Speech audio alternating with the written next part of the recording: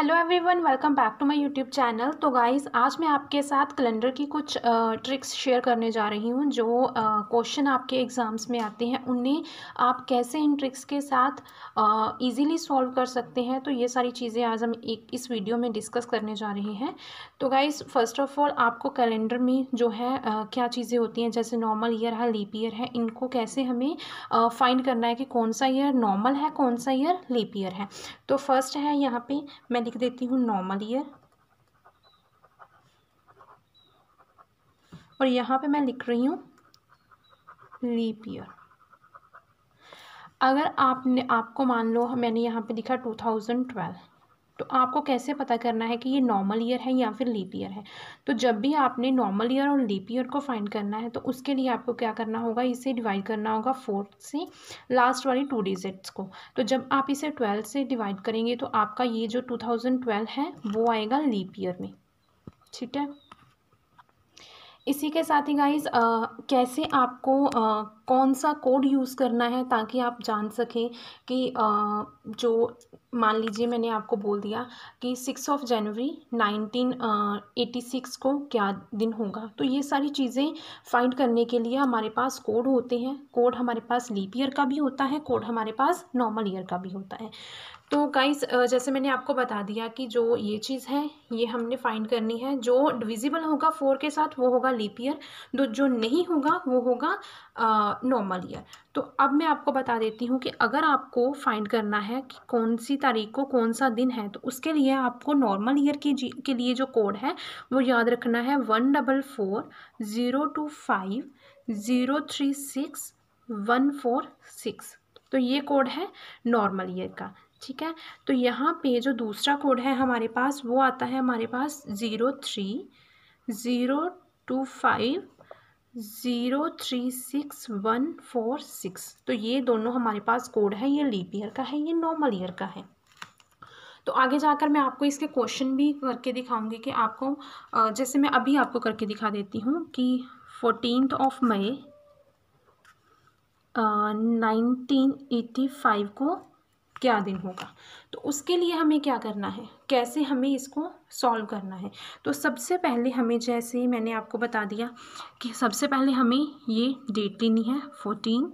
उसके बाद हमें मई मंथ का कोड लेना है। सबसे पहले हमें पता होना चाहिए कि जो 85 है वो नॉर्मल ईयर है कि लीप ईयर है। तो ये चीज़ आपको फाइंड करनी है। उसके बाद जैसे कि मैंने यहाँ पे मई मंथ है, तो मई मंथ का कोड क्या है, मई मंथ का कोड है दोनों में ही 2। ठीक है, वो लिख दिया। उसके बाद हमें जो ये लास्ट वाली 2 डिजिट्स हैं वो लिखनी है, हमने लिख दिया 85। उसके बाद हमें क्या करना है गाइस, से पहले जो हमारा जो 85 है यहाँ पे दिया हुआ है, इससे हमें करना है 4 के साथ डिवाइड। 4 2 ज़ा 8 और 4 1 ज़ा 4। तो जो यहाँ पे बचा है ये हमें नहीं देना, हमें लिखना है यहाँ पे 21। तो रिमाइंडर हमें यहाँ पे नहीं लिखना, हमें यहाँ पे 21 लिखना है। इन सभी को हमें क्या कर देना है, ऐड करने के बाद हमारे पास कितना आएगा, 12 और 12 122 हमारे पास यहाँ पे आया। 122 को अभी हमें क्या करना है, इससे हमें कर देना है डिवाइड, किसके साथ करना है, हमें करना है 7 के साथ, क्योंकि हमें फाइंड करना है कि इस जो है 14 मई को कौन सा दिन होगा। तो इसके लिए हमने सबसे पहले करना है, तो हमारे पास ये आया, और 7 7 सा 49। तो हमारे पास जो ये 3 बच जाएगा ना नीचे, अभी हमें क्या करना है इसको। तो इसे हमें पता करने से पहले कि इस 03 पे कौन सा दिन होगा, उसके लिए हमें सबसे पहले जानना होगा कि जो 01 है, 01 पे हमारे पास होता है संडे। ठीक है। 02 पे हमारे पास क्या होता है, मंडे। 03 पे हमारे पास क्या होता है, ट्यूसडे। तो ये इस दिन तारीख को 14 मई को हमारे पास होगा ट्यूसडे। ठीक है। तो यही चीज़ हमें फाइंड करनी है इन कोड्स के साथ। तो इन कोड्स के साथ आप इजीली से फाइंड कर सकते हो। इसी के साथ ही गाइस, अगर आपको कोई दिन दे रखा है और आपको सबसे पहले उसी दिन को ही सॉल्व करना होगा, उसके बाद आपको इसके नेक्स्ट सॉल्व करना होगा। इसके बाद हम देख लेते हैं कि जो कैलेंडर है वो रिपीट कब कब होता है। तो इसके लिए भी मैं आपको बता देती हूँ इसके लिए आपको कौन सी ट्रिक फॉलो करनी है। तो गाइस अब मैं आपको बताने जा रही हूँ रिपीटेशन ऑफ कैलेंडर। आपको कैसे पता करना है कि कौन सा कैलेंडर दोबारा किस साल में जाकर रिपीट होगा। अगर तो गाइस लीप ईयर है तो उसमें क्या होगा कि आपको जो भी लीप ईयर दे रखा है, मान लीजिए कि जैसे मैंने यहाँ पे लिया था 2012, तो 2012 है, लीप ईयर में हमें हमेशा 28 को प्लस कर देना है। तो इसमें हमें प्लस करना है 28 को, जो भी इसका आंसर आएगा वो ही जो है नेक्स्ट उसी साल में नेक्स्ट टाइम जो है वो होगा। तो 2040 में इसका जो है जो 2012 वाला जो कैलेंडर है वो रिपीट होगा 2040 में। मान लीजिए कि लीप ईयर में सेकंड हमारे पास आता है, ये हमारे पास फर्स्ट मेथड है, ये हमारे पास है सेकंड। तो लीप ईयर है, जैसे लीप ईयर यहाँ पे मैंने दे रखा है 2012, इसमें एक प्लस है, मीन्स कि यहाँ पे हमें पूछ रखा है 2013 का जो नेक्स्ट टाइम कैलेंडर कब रिपीट होगा। तो उसमें हमें क्या करना है, अगर तो लीप ईयर में +1 है, जैसे लीप ईयर ये है 2013 जो है, इसमें इस लीप ईयर में एक प्लस करके अगले साल के बारे में पूछा है, तो इसमें हमेशा हमें क्या करना है, इसमें हमें हमेशा 6 को ऐड कर देना है। तो यहाँ पे आएगा 9 एंड 2019 में ये 2013 वाला जो कैलेंडर है रिपीट होगा। इसके बाद अगर गाइस दे रखा है आपको लीप ईयर में 2 को प्लस किया हुआ है कि 2012 को का नहीं उन्होंने पूछा, ये लीप ईयर है, इसमें उन्होंने प्लस कर दिया अभी 2 साल, तो उन्होंने पूछ रखा है 2014 के बारे में। तो इसमें आपको क्या करना है, इसमें आपको प्लस कर देना है 11।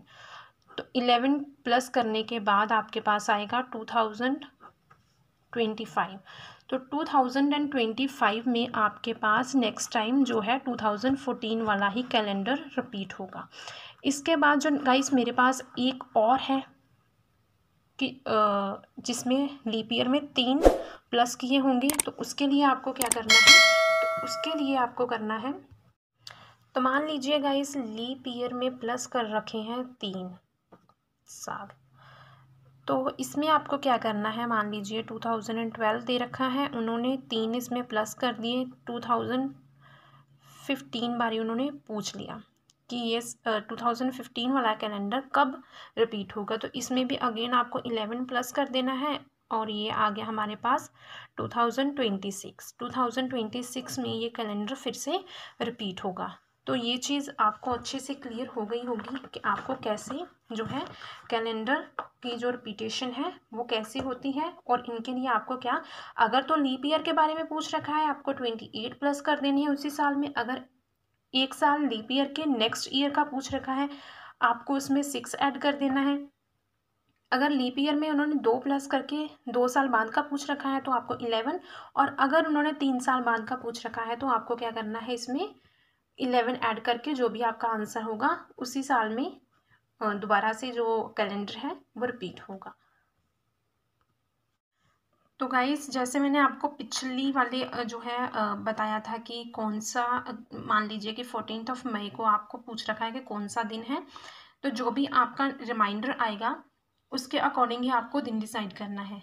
तो ये है हमारे डेज के कोड कि अगर आपका रिमाइंडर 1 आता है तो इसका मतलब है कि रविवार, अगर 2 आता है तो सोमवार, ऐसे ही जो है 7 तक मैंने आपको दे रखे हैं जो दिन के कोड हैं। तो आपको इसी के अकॉर्डिंग आंसर करना है, तो ये चीज़ आपको याद कर लेनी है।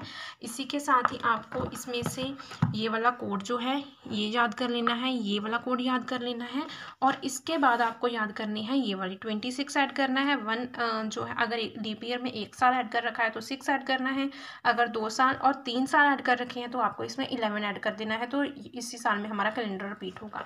तो ये सारी चीज़ें होप है कि आपको अच्छी लगी होंगी, और जो मेरी नेक्स्ट वीडियो होगी उसमें भी आपको ऐसे ही कुछ ट्रिक्स बताऊंगी कैलेंडर के लिए कि यहाँ पे मैंने आपको एक सिंपल सी ट्रिक बता दी कि अगर आपको 14 मई 1985 के बारे में पूछ रखा है कौन सी तारीख है, और अगर आपको दे रखा हो कि 26 अप्रैल 1984 को रविवार है, लेकिन 26 मई 1986 को कौन सा दिन होगा, तो ये चीज़ आपको कैसे फाइंड करनी है, ये चीज़ मैं आपको नेक्स्ट वीडियो में बताने जा रही हूँ। तो अगर आपको मेरी वीडियो अच्छी लगी हो तो वीडियो को लाइक करना, शेयर करना, कमेंट करना, तो चैनल को ज़रूर सब्सक्राइब कर लेना। तो गाइस मिलेंगे हम अपनी अगली वीडियो के साथ ऐसे ही कुछ टिप्स एंड ट्रिक्स लेकर।